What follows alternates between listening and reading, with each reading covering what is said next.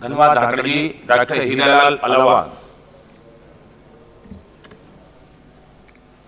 Hello, माननीय सभापति महोदय, आपने मुझे बोलने का अवसर दिया, उसके लिए आपका बहुत बहुत धन्यवाद। 15वीं विधानसभा के 5वें बजट सत्र और अंतिम बजट सत्र में आपने मुझे महामहिम राज्यपाल के अभिभाषण में बोलने का अवसर दिया। सभापति महोदय, मैं आपके माध्यम से महामहिम राज्यपाल महोदय के अभिभाषण में बात रख रहा हूँ। महामहिम राज्यपाल महोदय हमारे आदिवासी समाज से हैं और हमें बहुत उम्मीद और आशा थी कि जो पिछले 75 सालों में जो अधिकार इस प्रदेश और देश में आदिवासियों के लिए मिले हैं, उन्हें महामहिम राज्यपाल महोदय अपने अभिभाषण में जिक्र करेंगे। आज मध्य प्रदेश एक आदिवासी बहुल्य प्रदेश है और इसी प्रदेश में सबसे ज्यादा शोषण और बर्बरता हमारे आदिवासी समाज के भाइयों पर हो रहा है। आज मध्य प्रदेश की जेलों में सबसे ज्यादा आदिवासी भाई लोग बंद हैं और हाल ही में जो एनसीआरबी के रिपोर्ट, जो नेशनल क्राइम रिपोर्ट ब्यूरो के आंकड़े जारी हुए हैं, उनके अनुसार 10,000 से ज्यादा कैदी मध्य प्रदेश की जेलों में आदिवासी समाज से। माननीय सभापति महोदय, ये आदिवासी जेलों में इसलिए बंद नहीं कि वास्तव में अपराधी है।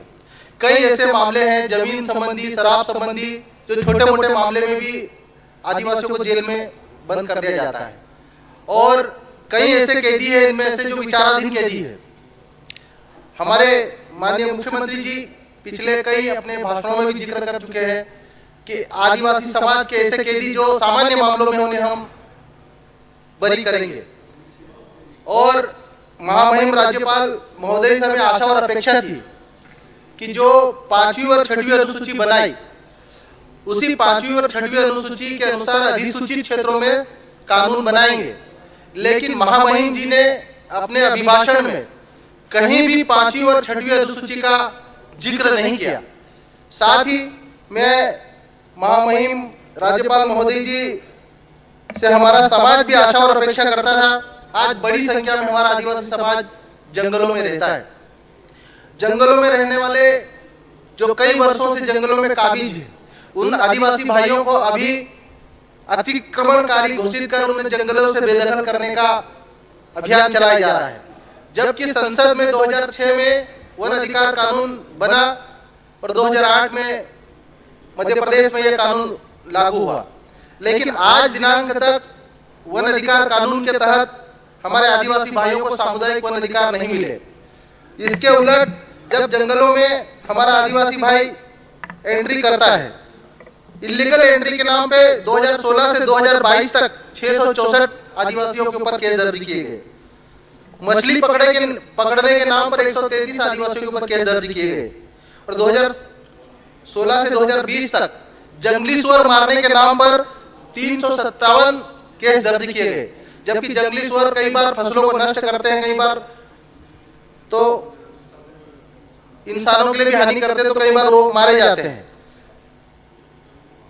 सभापति महोदय, मध्य प्रदेश में, देश में प्रधानमंत्री मोदी जी आजादी के समृद्ध काल में, आजादी के समृद्ध महोत्सव में 5 ट्रिलियन इकोनॉमी हासिल करने की योजना और परियोजना पे काम कर रहे हैं। लेकिन मध्य प्रदेश जैसे एक आदिवासी बहुल्य प्रदेश में ज्यादातर आदिवासी गांवों को विस्थापित किया जा रहा है। मुझे जो जानकारी मिली है सभापति महोदय, बसनिया बांध के नाम पर लगभग 60 गांवों को, केन बेतवा लिंक परियोजना में 25 गांवों को, बाणदा बांध के नाम पे 7 गांवों को, कुनो नेशनल पार्क के नाम पे 25 गांवों को, खरमोर अभ्यारण्य के नाम पे हमारे धार जिले में 51 गांवों को, दामजीपुरा बैतूल लिंक परियोजना में 8 पंचायतों को, चिल्लूर बांध परियोजना में 40 से 45 गांवों को, रातापानी अभ्यारण्य में 8 से 9 गांवों को, नोरा देवी अभ्यारण्य में लगभग 85 गांवों को और निवेश क्षेत्र के नाम पर हमारे रतलाम हो, धार हो, कई आदिवासी गांवों को विस्थापित किया जा रहा है। ये 5वीं अनुसूचित क्षेत्रों में संविधान में मिले आदिवासियों को विशेष अधिकारों का खुला उल्लंघन है। हम इस सदन से और सभापति महोदय से आशा और अपेक्षा करते हैं, इस आदिवासियों के विस्थापन पर, आदिवासियों की जेलों में बढ़ती संख्या पर हमारी महामहिम राष्ट्रपति महोदय भी चिंता जाहिर कर चुकी है। तो क्या इस सदन की और इस सरकार की जिम्मेदारी नहीं है कि जिन भोले भाले आदिवासियों के ऊपर फर्जी और झूठे मुकदमे लगाए गए, उनको कहीं न कहीं उनकी मदद के लिए फास्ट ट्रैक कोर्ट का गठन होना चाहिए। महामहिम राज्यपाल महोदय ने अपने अभिभाषण में आदिवासी क्षेत्रों में शिक्षा और स्वास्थ्य जैसे गंभीर चुनौतियों पर कोई जिक्र नहीं किया।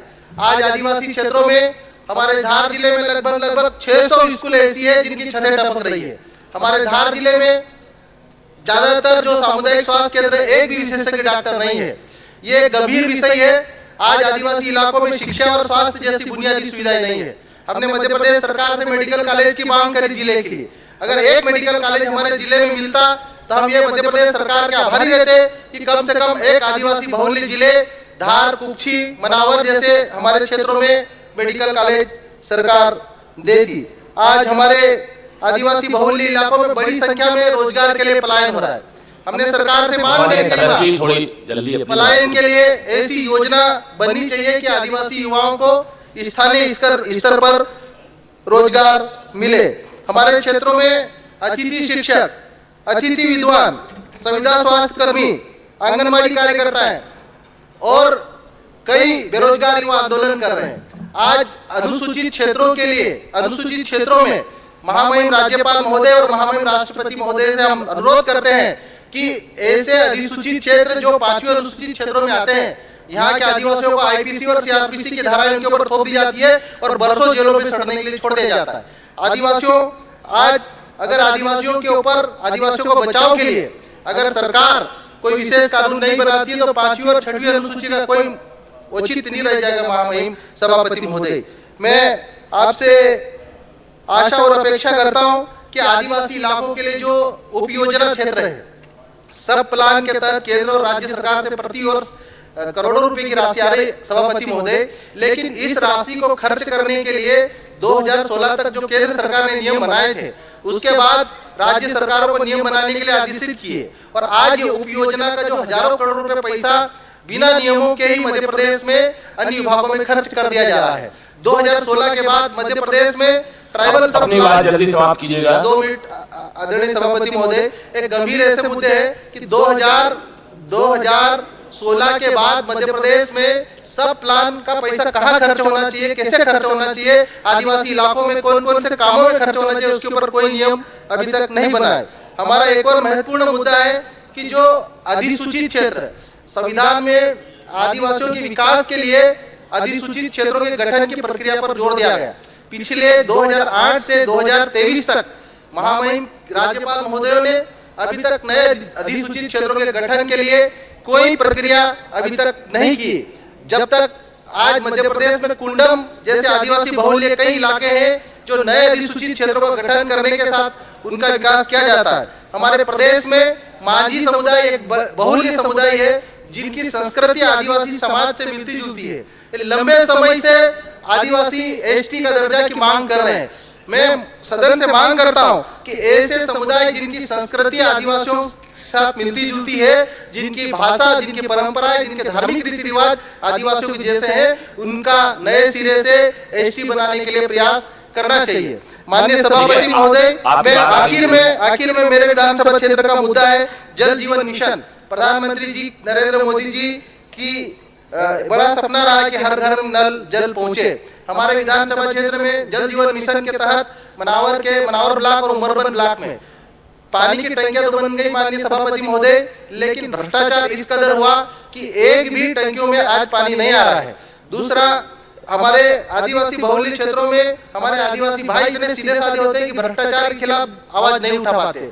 हमारे जो मेरा मनावर विधानसभा क्षेत्र का नगर पालिका है, वहां पर नगर पालिका के स्वामित्व की लीज की जमीन को भ्रष्टाचारी अधिकारियों ने और वहां के अपनी बात जल्दी समाप्त कीजिएगा। वहां के व्यापारियों ने मिलकर, आपका समय हो गया। वहां के व्यापारियों ने मिलकर माननीय सभापति महोदय दूसरे और तीसरे ने चौथे को पांचों को भेज दिया। आज दिनांक तक उन भ्रष्टाचार अधिकारियों के ऊपर एफआईआर नहीं हुई। तो मैं सदन के माध्यम से, आपके माध्यम से माननीय सभापति महोदय मांग करता हूं कि ऐसे भ्रष्टाचारी जो सरकार की स्वामित्व की जमीन को बेच के खा गए, उनके ऊपर एफआईआर होनी चाहिए। और साथ में मेरी अंतिम मांग है कि हमारा धार और कुक्षी, मनावर और कुक्षी ऐसे क्षेत्र है मध्य प्रदेश के आदिवासी बहुल्य जो जिनसे जिलों की दूरी 40 से 50 किलोमीटर से ज्यादा है।